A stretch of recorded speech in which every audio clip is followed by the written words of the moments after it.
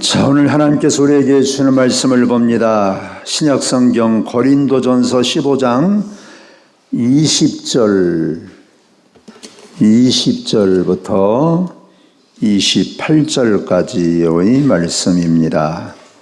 신약성경 282면에 있습니다. 제가 하나님의 말씀을 받들어 읽습니다. 그럴 때 성령께서 감동하시기를 바랍니다. 그러나 이제 그리스도께서 죽은 자 가운데서 다시 살아나사 잠자는 자들의 첫 열매가 되셨도다. 사망이 한 사람으로 말미암았으니 죽은 자의 부활도 한 사람으로 말미암는도다. 아담 안에서 모든 사람이 죽은 것 같이 그리스도 안에서 모든 사람이 삶을 얻으리라. 그러나 각각 자기 차례대로 되리니 먼저는 첫 열매인 그리스도요, 다음에는 그가 강림하실 때에 그리스도에게 속한 자요, 그 후에는 마지막이니 그가 모든 통치와 모든 권세와 능력을 멸하시고 나라를 아버지 하나님께 바칠 때라. 그가 모든 원수를 그 발 아래에 둘 때까지 반드시 왕 노릇하시리니 맨 나중에 멸망받을 원수는 사망이니라. 만물을 그의 발 아래에 두셨다 하셨으니 만물을 아래에 둔다 말씀하실 때에 만물을 그의 아래에 두시니가 그 중에 들지 아니한 것이 분명하도다. 만물을 그에게 복종하게 하실 때에는 아들 자신도 그때에 만물을 자기에게 복종하게 하신 이에게 복종하게 되리니 이는 하나님이 만유의 주로서 만유 안에 계시려 하심이라. 아멘. 세계적인 철학자인 하이데커라는 사람은 이런 말을 했습니다. 인간은 죽음을 향한 존재다. 죽음을 향해서 살아가는 것이 사람이다. 그렇죠. 살려고 발버둥 치지만 다 죽음을 향해 가지요. 또 그 유명한 철학자인 파스칼도 비슷한 말을 했습니다. 뭐라고 했냐? 인생이란 연극은 아무리 즐거운 내용을 담고 있던 어떤 사람의 대본일지라도 그의 마지막 장면은 운명적으로 비극적이다. 우리들의 머리 위에 한 줌의 흙이 던져질 때 모든 것은 결국 끝장이 아닌가? 좀 길게 얘기했지만 결국은 우리가 죽어서 우리 머리에 흙 뿌려지면 그냥 끝나는 것이다. 그 말이에요. 여러분, 과연 죽음은 모든 것의 끝인가? 이런 물음보다도 인생에게 더 절실한 것이 무엇이 있겠습니까? 인간이 무덤에서 모든 것이 끝나버린다면 얼마나 우리가 허무하고 비극적이겠습니까? 사실 모든 사람들이 죽음 앞에서, 무덤 앞에서 아무런 힘이 없지요. 절망할 수밖에 없는 거지요. 우리가 인류 역사상 보면 영웅호걸들은 죽지 않으려고 얼마나 많은 노력을 했는지 모릅니다. 죽음의 문제를 해결하려고 얼마나 노력을 했는지 모릅니다. 우리가 잘 아는 중국의 그 진시황에 관한 얘기를 잘 알지 않습니까? 불로초, 늙지 않은 그 약초 구하려고 3,000 동자들을 다 보냈다. 그 동자들이 우리나라에도 왔다. 그런 이야기가 있지 않습니까? 그 진시황이 늙지 않고 죽지 않으려고 그렇게 발버둥 쳤는데 여러분, 진시황이 몇 살에 죽은 줄 아십니까? 50에 죽었어요. 여러분, 그것도 객사했습니다. 객사. 얼마나 불쌍하고 비참합니까, 여러분? 그 중국의 그 역사 책들을 보면 어떤 임금은 아침에 이슬을 받아 마시면 오래 산다고 하니까 아침에 이슬을 받아 마셨어요. 그런데 중국 황제의 평균 수명이 39세인가 된다고 그러잖아요. 그러니까 40도 못 돼서 죽었다니까요, 여러분. 여러분, 결국은 다 죽었어요. 뭐 영웅호걸이든지 어떤 사람이든지 죽지 않은 사람이 누가 있습니까? 그러나 여러분, 우리에게 희망이 무엇입니까? 우리에게 소망이 무엇입니까? 자, 우리 주 예수 그리스도께서 죽음에서 다시 살아나심으로 말미암아 죽음의 권세를 깨뜨리시고 승리하셔서 영원한 삶을 우리에게 열어주셨다. 할렐루야. 우리가 잘 아는 대로 예수님은 십자가에 못 박혀 죽으셨습니다.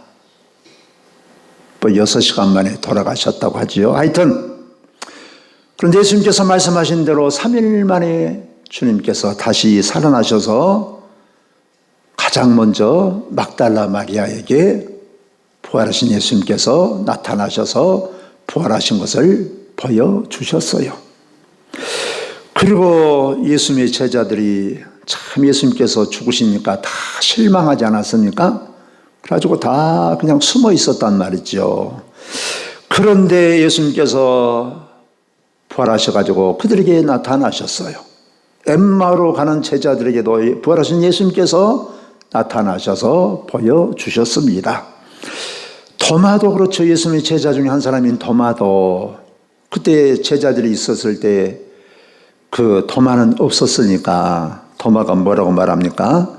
사람이 한 번 죽으면 어떻게 다시 살아나느냐. 내가 내 눈으로 직접 보고 내 손으로 예수님의 그 창자국, 못자국을 내가 만져보기 전에는 나는 도저히 못 믿겠다. 여러분, 이게 오히려 맞는 말 아닙니까? 이게 당연한 거지요. 여러분, 어떻게 사람이 죽었는데 다시 살아납니까? 참, 이건 말도 안 되는 거죠, 이게. 그런데 그 의심했던 토마에게도 부활하신 예수님께서 나타나셔서 토마를 만나주시지 않습니까? 베드로에게도 나타나시고, 그리고 나중에 500여 명의 그 제자들이 보인 앞에서 예수님께서 감람산에서 하늘로 그대로 올라가셨다. 여러분, 500명이면 적은 숫자가 아니에요. 아주 어마어마한 숫자입니다. 500명을 속일 수 있겠습니까? 500명을 속일 수는 없지요. 그리고 예수님의 부활을 믿는 사람들을 잡아다가 감옥에 보내고 저기 시리아 다메섹으로 갔던 바울에게도 나타나셔서 그야말로 부활하신 예수님께서 보여주시고 그 바울이 그야말로 예수님의 종으로서 평생을 살게 하지 않습니까? 여러분, 예수님의 부활은 우리가 참 믿기가 어려워도 이런 사람들을 보면 야, 그래 예수님의 그 원수처럼 살았던 사도 바울, 이런 사람들, 예수님께서 붙잡혀 가시자 다 도망갔던 제자들, 이런 사람들이 나중에 180도로 뒤집어진단 말이지요. 그래서 예수님의 부활을 전하다가 결국 베드로도 죽고 바울도 죽고 자기의 목숨을 걸고 예수님의 부활을 증거할 수 있었다고 하는 것은 그들에게 예수님의 부활을 확신이 없으면 어떻게 이런 일을 할 수가 있었겠습니까? 예수님께서는 이처럼 죽으셨다가 다시 살아나셨다. 여러분, 이것은 지식의 문제가 아닙니다. 사람이 지식으로 알 수 있는 게 아니에요. 이 과학이나 뭐 물리학이나 이런 것들은 객관적인 증거가 있어야 이게 인정을 받아야 진리로 인정을 받는 것입니다. 객관적인 증거가 없으면 안 돼요. 과학이나 세상적인 지식은. 그런데 예수님의 이 부활이 객관적으로 어떻게 증거가 없어요. 그러니까 여러분, 세상의 지식으로는 예수님을 알 수가 없어요. 예수님의 부활을 믿을 수가 없어요. 그래서 우리가 지식으로는 알 수가 없다. 여러분, 지식으로 우리가 가능하다고 한다면 그야말로 지금 이 시대야말로 가장 지식이 그야말로 홍수처럼 그 지식이 그냥 계속 그냥 늘어나는 그런 시대를 우리가 살지 않습니까? 이런 시대에도 우리가 하나님을 모르는데 어떻게 우리가 하나님을 알 수가 있겠습니까? 여러분, 이 우주라고 하는 게 우리는 상상도 할 수 없을 만큼 커요. 저도 우리가 상상할 수 없을 만큼 그야말로 우주는 무한할 정도로. 그런데 이 우주가 보이지 않는 게 95%라고 합니다. 그러니까 100 중에 95까지는 안 보이는 거예요. 여러분 이런 것처럼 우리의 마음도 보이지 않는 게 95%, 90% 내지 95% 된다고 하지 않습니까? 이것을 이제 그 프로이트의 정신 분석학에서는 무의식이라고 하잖아요. 빙산의 일각이다. 이 보이지 않는 90%나 95% 되는 이 무의식이 사실은 안 보이는 것이 우리를 끌고 다닌다 그 말이에요. 여러분, 내가 생각해서 내가 결단하고 판단하고 그래서 산 것 같지만 사실은 나도 알지 못하는, 나도 깨닫지 못하는 그 보이지 않는 무의식이 훨씬 더 커가지고 그것이 우리를 끌고 다닌답니다. 그러니까 눈에 보인다고 해서 우리가 다 믿을 수도 있는 것도 아니고 눈에 안 보인다고 그것이 없는 것도 아니고 그런단 말이죠. 여러분, 그러니까 예수를 믿는다라고 하는 것은 지식의 문제가 아니에요. 그럼 지식의 문제라고 하면 여러분, 우리보다 똑똑한 사람들이 얼마나 많은데 그분들이 예수 믿지 우리가 예수 믿겠습니까? 못 믿잖아요, 여러분. 그럼 예수를 믿는다라는 것은 지식의 문제가 아니에요. 이건 경험의 문제도 아닙니다. 예수를 믿는다라고 하는 것은 믿음의 문제예요. 할렐루야. 믿음의 문제. 이건 다른 말로 말하자면 체험의 문제예요. 하나님의 선하심을 맛보아 알지어다. 그렇지 않았습니까? 그러니까 예수님의 이 부활에 관한 믿음은 지식의 문제도 아니고 경험의 문제도 아니고 믿음의 문제요, 성령의 감동하심의 문제요, 그야말로 체험의 문제다 그 말이에요. 그렇다고 한다면 예수님께서 분명히 다시 살아나셨는데 이 예수님의 부활이 나와 여러분 한 분 한 분과 무슨 상관이 있습니까? 옛날에 어떤 사람이 그래요. 저한테 따지느라고 예수님은 우리나라 사람도 아니고 저 외국 사람이고 2000년 전 사람인데 그것이 나하고 뭔 상관이 있냐? 여러분, 그 예수님이 2000년 전에 사셨는데 우리 직접 조상도 아니고 그 예수님의 부활이 우리하고 뭔 상관이 있습니까? 그게 중요한 거예요. 그래, 예수님은 부활했다 치자, 영원히 다 살았다 치자, 그 예수님이 우리하고 무슨 상관이 있냐 그 말이에요, 여러분. 그 예수님의 부활하신 것이 나하고 무슨 연결이 돼야 중요한 것이지. 그런데 예수님께서 나사로를 살리실 때 뭐라고 말씀을 하십니까? 나는 부활이요 생명이니 나를 믿는 자는 죽어도 살겠고 무릇 살아서 믿는 자는 영원히 죽지 아니하리라. 이게 중요한 거예요. 오늘 말씀에도 그렇습니다. 20절 말씀에서 보니까 그러나 이제 그리스도께서 죽은 자 가운데서 다시 살아나사 잠자는 자들의 첫 열매가 되셨도다. 첫 열매. 첫 열매가 맺는다는 말은 무슨 말이에요? 둘째, 셋째 쭉 감나무 열매가 맺기 시작하네. 그런데 계속 열매가 맺겠구만. 알지 않습니까? 예수님께서는 죽은 자 가운데 맨 처음으로 살아나신 분이 됐다 그 말이에요. 그러므로 예수님 안에 있는 사람도 예수님처럼 계속해서 다시 죽어도 살고 영원히 산다, 이 말씀입니다. 바로 이것을 우리에게 가르쳐주고 있어요.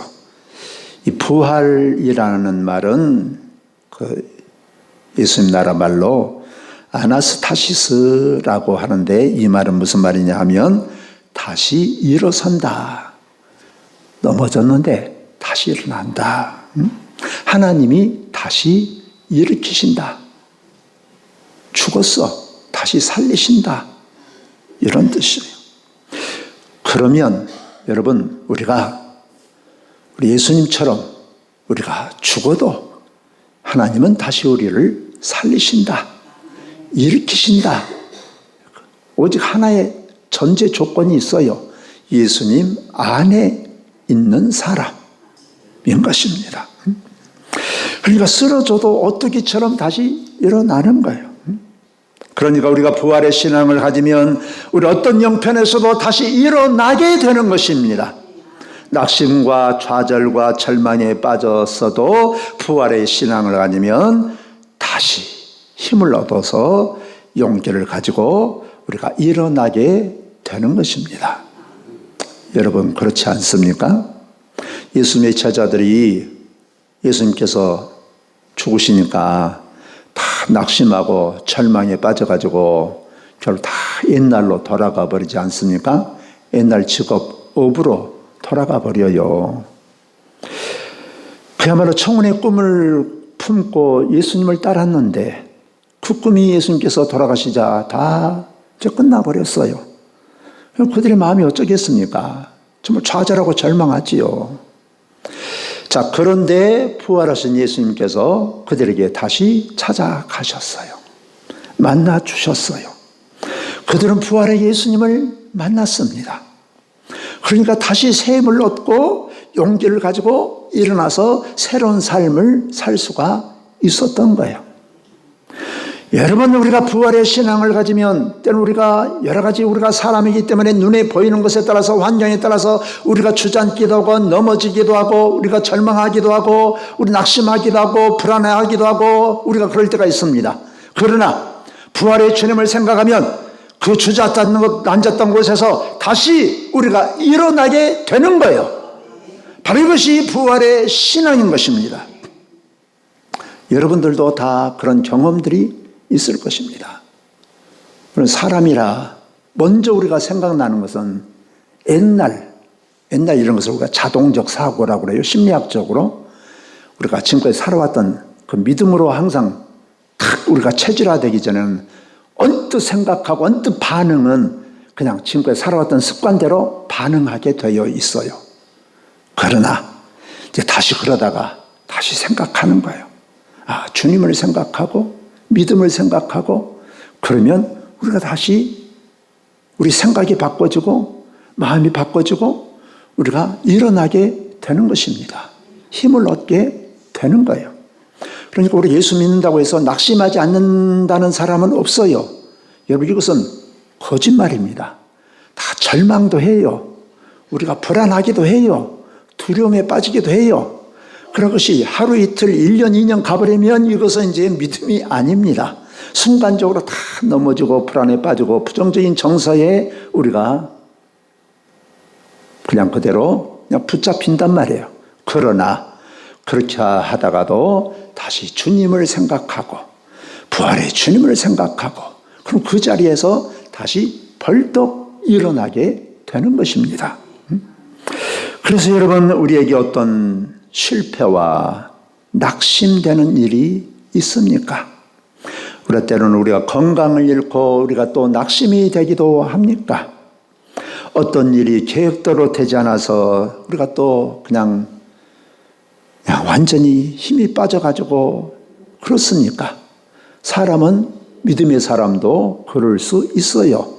그러나 그렇게 우리가 어려움 속에 어떤 부정적인 정서에 빠져 있다가도 우리가 부활의 주님을 생각하면 그 자리로 다시 벌떡 일어나게 되는 것입니다. 바로 이것이 부활의 믿음이에요. 우리는 이 부활의 믿음, 부활의 신앙을 가져야 할 줄로 믿습니다. 그럴 때 우리가 부활의 주님께서 다시 우리에게 힘을 주시는 거예요. 여러분 우리가 항상 생각할 게 있어요. 어떤 분은 그래요. 은혜 받으면 다 됩니다. 여러분 맞아요? 틀려요? 가만히 있어도 은혜 받으면 자동적으로 다 됩니다. 절반은 맞고 절반인지 어쩐지 모르지만 일리는 있지만 옳은 말은 아니에요. 하나님의 은혜는 계속해서 우리에게 오는 것입니다. 그 은혜에 우리 믿음으로 반응해야 돼요. 반응. 아, 주님을 우리가 생각하고 우리 결단해야 되는 거예요. 그럴 때 또 성령께서 부활의 주님께서 우리에게 힘을 주시는 거예요. 그래서 우리는 하나님의 은혜는 계속해서 오고 있는 것입니다. 예수님께서 이 땅에 오신 것이 우리에게 은혜예요. 그 은혜를 우리가 믿음으로 붙잡아야 돼요. 우리가 반응해야 돼요. 그럴 때 하나님께서 우리에게 힘을 주시는 것입니다. 그래서 우리가 벌떡 일어나서 주님을 불러야 되고, 기도해야 되고, 무릎을 꿇어야 되고, 찬송을 해야 되고, 그럴 때 우리에게 힘을 주시는 거예요. 그래서 우리가 어려움을 이겨내고 낙심이 변해서 우리가 힘을 얻어서 용기를 가지고 살아가게 되는 것입니다. 우리가 부활의 신앙을 가지면 죄악과 불법도 이기고 영원한 승리의 삶을 살아가게 되는 것입니다. 예수님은, 유대인들은 예수님을 십자가에 못 박아버리고 죽여서 그들은 이제 이렇게 생각했겠죠. 아, 예수님 이제 딱 죽여버렸으니 이제 끝났다. 우리 완전히 그냥 승리했다. 아마 그렇게 생각했을 것입니다. 여러분, 죽으면 다 끝나는 것 아닙니까? 끝났죠, 이제. 죽여버렸으니까. 아, 이제 속 시원하다. 이제 개운하다. 다 끝나버렸다. 라고 생각했겠지요. 그런데 예수님께서 죽음으로 끝났습니까? 다시 살아나 버렸다니까, 여러분. 그리고 예수님의 그 부활이 모든 사람들에게 전해졌다, 그 말이에요. 예수님께서 부활하셨다는 것을 전파하는 것을 막으려고 그들이 얼마나 노력을 했습니까? 예수님의 제자들을 얼마나 협박하고 그러지 않았습니까? 그러나 베드로는 그들에게 뭐라고 대답을 합니까? 우리가 보고 들은 것을 말하지 않을 수가 없다. 우리 예수님의 부활하신 걸 직접 봤어, 눈으로. 우리가 다 예수님의 그 부활하신 예수님의 그 말씀을 다 들었어. 그런데 우리가 이 말을 안 하겠냐? 여러분, 그렇게 할 수 있는 그 용기는 어디서 왔을까요? 바로 예수님의 제자들도 예수님의 부활을 보고 바로 부활의 신앙을 가졌기 때문에 그럴 수가 있었던 것입니다. 그 전에는 예수님께로부터 들었지요. 물론 여러 번 들었습니다. 나를 믿으면 영원히 산다 라는 말도 계속 들었어요.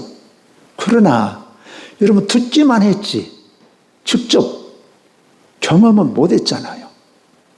그 나사로 살릴 때도 예수님께서 말씀하지 않았습니까?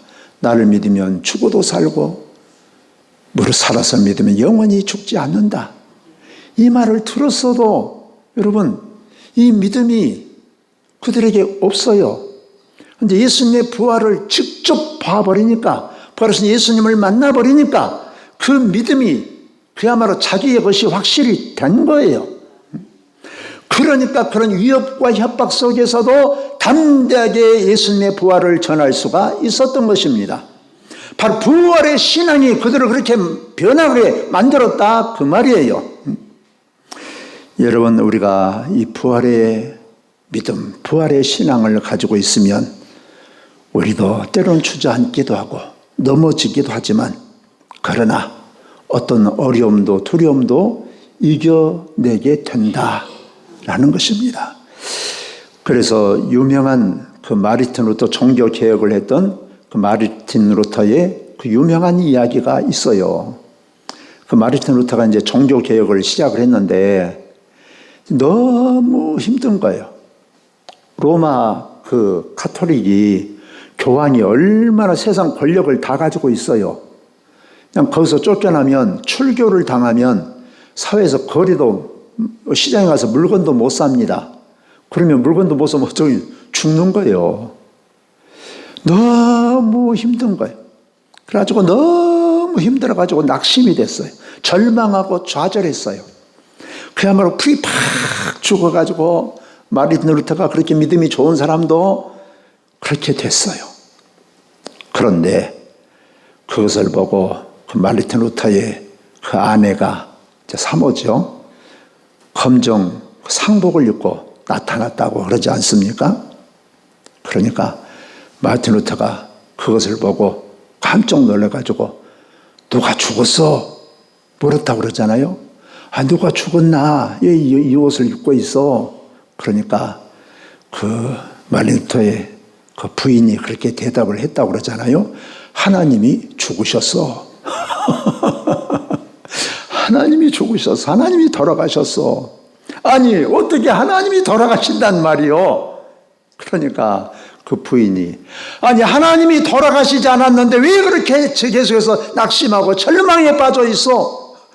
그러니까 그 부인이 참 믿음도 좋고 지혜로운가 봐요. 여러분, 그러니까 마르타 누타 그 말을 듣고 다 힘을 얻어서 총격을 계속해서 밀고 가가지고 성공했다라고 하지 않습니까?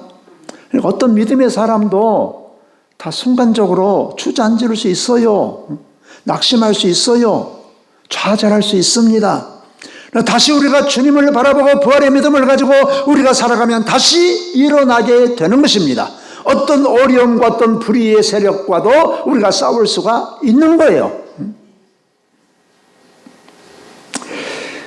그리고 우리가 부활의 신앙을 가지면 주를 위해서 우리가 헌신하고 충성하고 봉사하고 우리가 그럴 수가 있습니다. 하나님께서 아브라함에게 말씀하지 않습니까? 네 독자 이삭을 번제로 바쳐라. 그런데 여러분, 우리가 잘 아는 것처럼 아브라함에게 있어서 이삭은 어떤 존재입니까? 사실은 어떻게 보면 이삭 때문에 모든 것 다 포기하고 하나님을 따랐거든요. 자기 고향, 본토, 친척 다 포기하고 모든 안전한 것 다 포기하고 자식 준다고 하니까 그야말로 물설고 낯설고 이게 죽을지도 모르는 곳을 향해서 오로지 따랐어요. 근데 그것도 20년이 넘어서 하나님께서 겨우 아들 하나 주셨는데 그것도 이제 좀 쓸만하니까 그 아들을 바치라니, 죽여서 바치라니, 이게 말이 됩니까? 말이 안 되는 거예요. 그런데 우리가 잘 아는 것처럼 아브라함은 그 이삭을 하나님께 번제로 바치려고 칼을 들어서 죽이려고 하지 않습니까? 여러분, 그럴 수 있었던 것은 무엇인가요?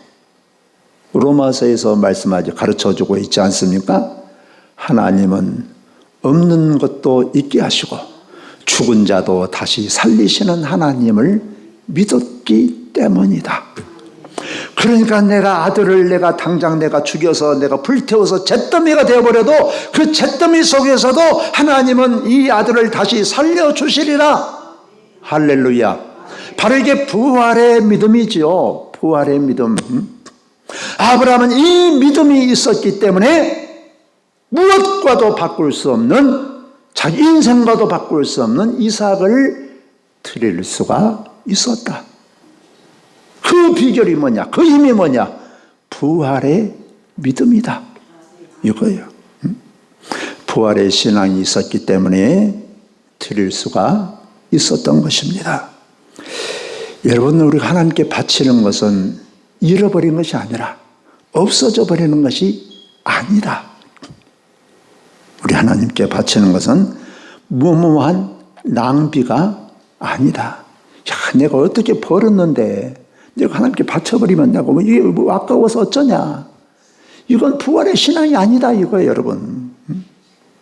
내가 죽여서 바쳐도 하나님은 다시 살려주시려는 것을 믿었기 때문에 바로 이삭을 드릴 수가 있었단 말이에요. 바로 이것이 바로 위대한 부활의 신앙인 것입니다. 우리 하나님께 드려지는 것은 잃어버리는 것이 아니죠. 바로 낭비가 아니다. 우리가 다른 것은 우리가 금검, 전략도 해야 되지요. 예수님께서 이렇게 말씀하셨습니다. 마태복음 16장 19절 20절에 너희를 위하여 보물을 땅에 쌓아두지 말라. 거기는 점과 통록이 헤아며 도적이 구멍을 뚫고 도둑질하느니라. 오직 너희를 위하여 보물을 하늘에 쌓아두라. 거기는 점이나 통록이 헤하지 못하며 도적이 구멍을 뚫지도 못하고 도둑질도 못하느니라. 여러분, 세상에 쌓아놓은 것은 여러분 한순간에 없어져 버릴 수 있어요. 경상도 화재 당한 분들 참 안타까운 일이지만 불나버리니까 그냥 하루아침에 싹 날아가 버리지 않습니까? 여러분, 전쟁이 일어나면 다 그냥 없어져 버리는 거예요. 여러분, 세상에 쌓아놓는 것은 보장이 없어요. 보자니. 그러나 하나님께 쌓아두는 것은 30배, 60배, 100배로 우리 주님께서 계산할 수 없게 주님께서 우리에게 채워주실 줄로 믿습니다. 그래서 예수님께서 누가복음 6장 38절에서 이렇게 말씀합니다. 주라 그리하면 너희에게 줄 것이니 곧 후이되어 누르고 흔들어 넘치도록 하여 너희에게 안겨주리라. 너희의 헤아리는 그 헤아림으로 너희도 헤아림을 도로 받을 것이니라. 너희가 하나님께 계속해서 따지고 헤아리고 그러냐? 그럼 나도 그럴란다.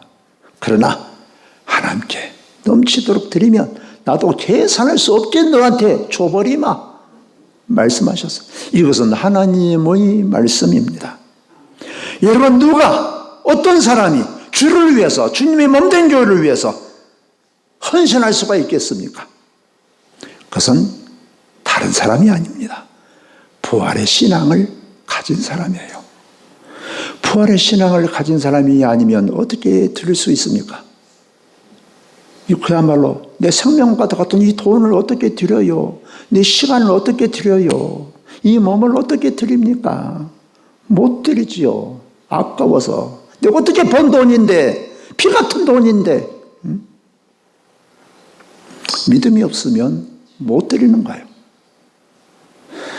여러 가지 우리가 합리화하고 핑계를 댈 수 있지만 결국은 믿음의 문제입니다.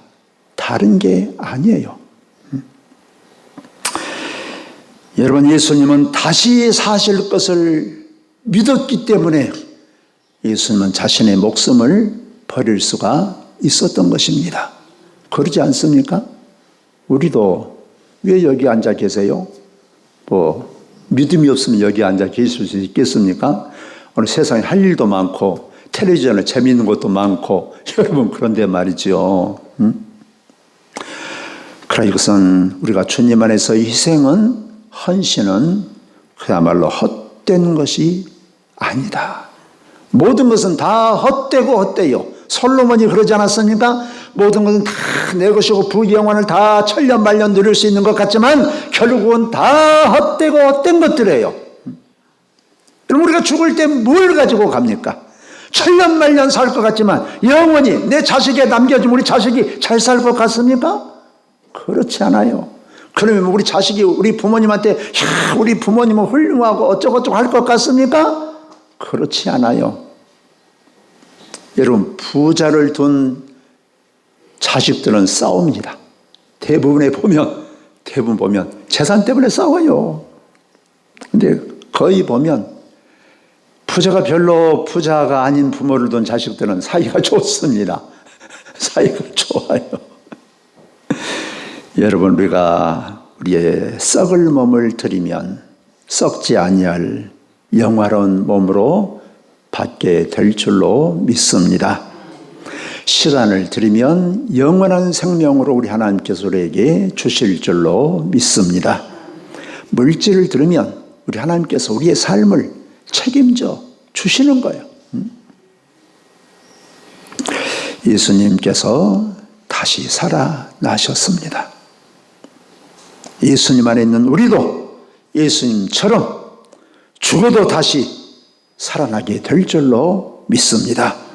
이 부활의 주님을 믿으면 우리가 낙심하고 좌절에 빠질지라도 우리는 다시 그 모든 것을 이겨내고 다시 우리가 살아나게 될 줄로 믿습니다.